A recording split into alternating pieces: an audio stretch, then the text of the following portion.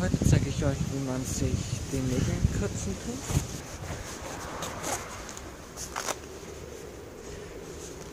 Also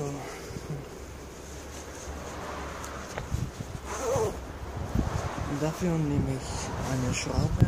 Ob Nagel oder Schraube ist für mich Jacke wie Hose. Geht beides. Nun kürzen wir.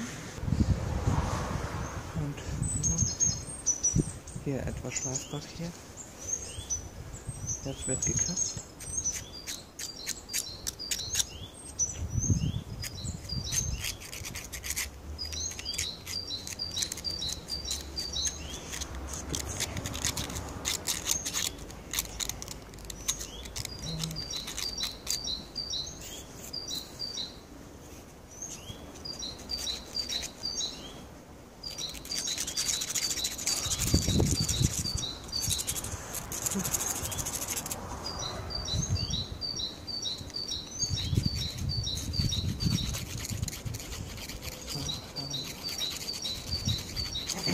Das wäre das.